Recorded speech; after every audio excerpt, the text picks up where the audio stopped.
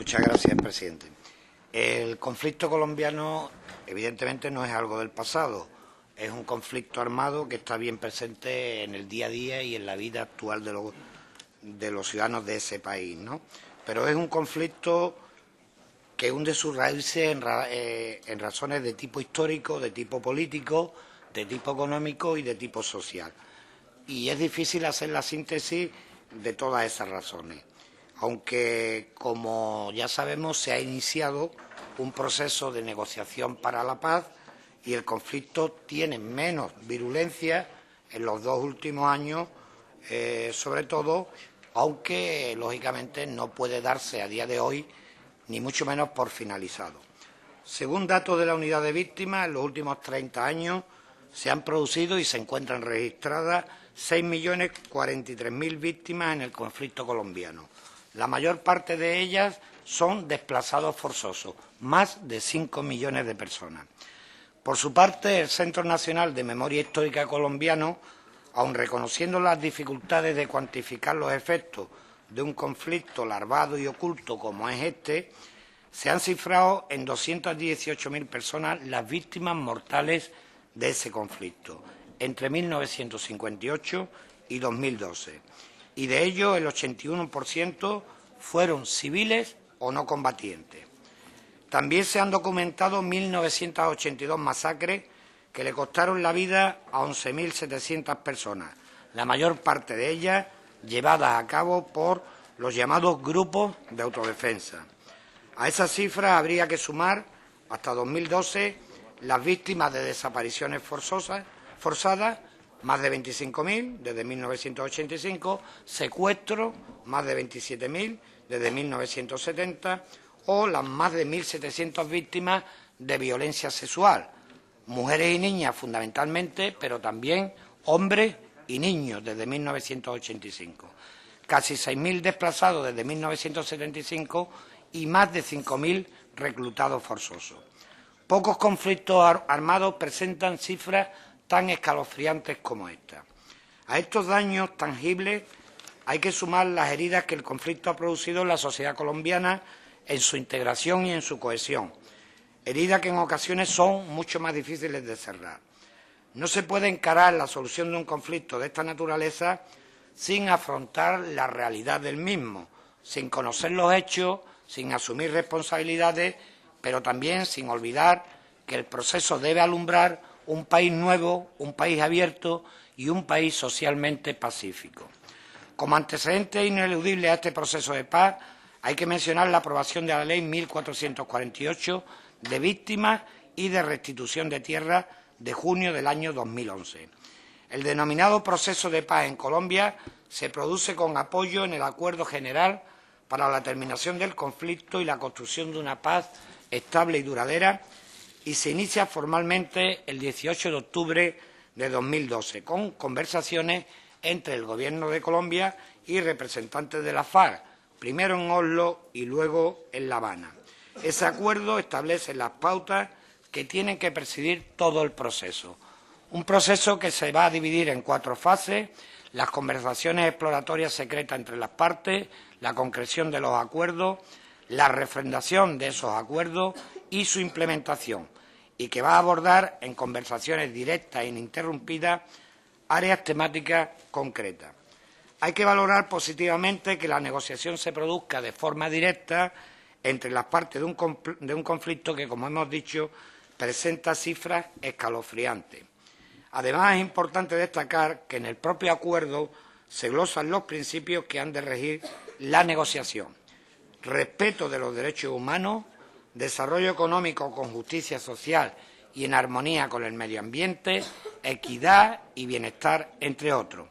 Y para eso se acuerda negociar en torno a ciertas áreas temáticas, todas ellas fundamentales para ese correcto desenvolvimiento del proceso de paz.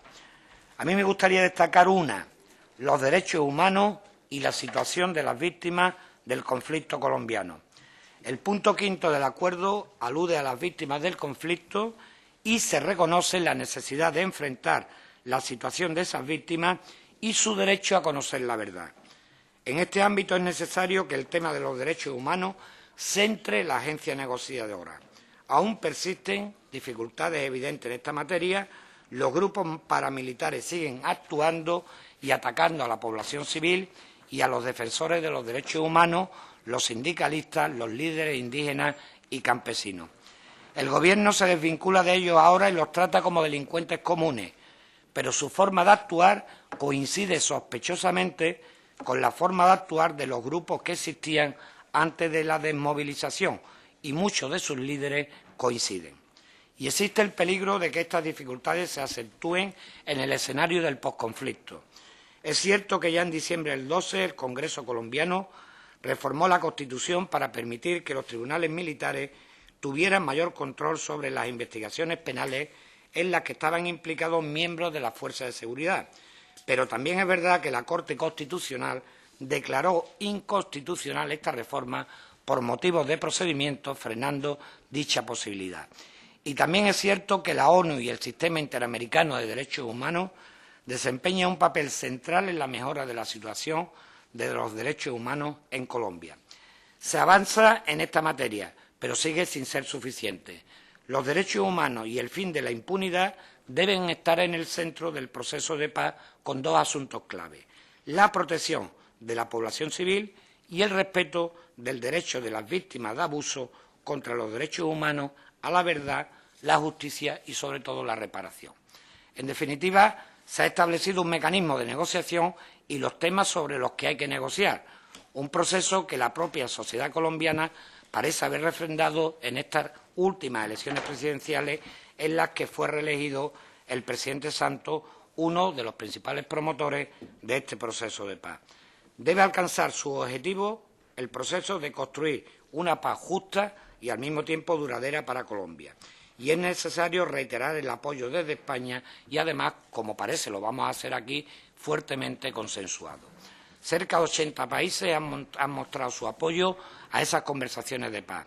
Y en este sentido es posible citar la reunión del Consejo de Derechos Humanos de la ONU, que en abril del 13 completó un informe sobre los avances del Estado colombiano en la promoción y protección de los derechos humanos y mostró de forma mayoritaria su apoyo a los diálogos de paz en La Habana. Estados Unidos, el propio Vaticano, han mostrado también su apoyo a este proceso de paz. No obstante, la alta comisionada para los derechos humanos de la ONU ha reconocido también que queda camino por recorrer para normalizar la situación de los derechos humanos en Colombia. En el mismo sentido, en varias ocasiones, la Unión Europea ha mostrado su apoyo al proceso de paz entre el Gobierno colombiano y las FARC. Y en la cumbre CELAC, Unión Europea, de enero del 13, los presidentes del Consejo Europeo, Van Rompuy, y de la Comisión Europea, Durão Barroso, mostraron su apoyo a las conversaciones de paz con las FARC. Y más recientemente, con motivo de la toma de posesión del presidente Santos, en agosto de este mismo año, el presidente del Consejo Europeo reiteró este apoyo de la Unión Europea a las negociaciones.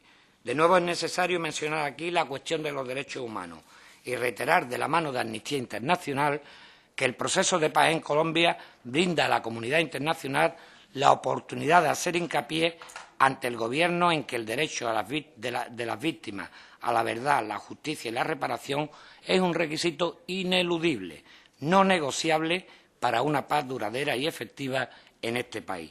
Todo ello merece el apoyo del Gobierno de España y del pueblo español. Es necesario mostrar desde España que no es un país garante o facilitador del proceso como lo son Noruega, Cuba, Venezuela y Chile, que mantenga su implicación y apoyo al proceso de paz en Colombia. Sobre todo, deberá hacerlo una vez finalicen las negociaciones, apoyando los acuerdos que en su caso se alcancen, por ejemplo, participando en la verificación del alto el fuego o en la entrega de las armas o en el asesoramiento para programas sociales. En definitiva, como señala el propio Acuerdo General para la Terminación del Conflicto y la construcción de una paz estable y duradera en Colombia, la construcción de la paz es asunto de la sociedad en su conjunto, que requiere la participación de todos sin distinción, incluida España, que ha de mostrar su apoyo y compromiso a un proceso que debe acabar bien y no dejar que esta nueva oportunidad para la paz fracase. Muchas gracias.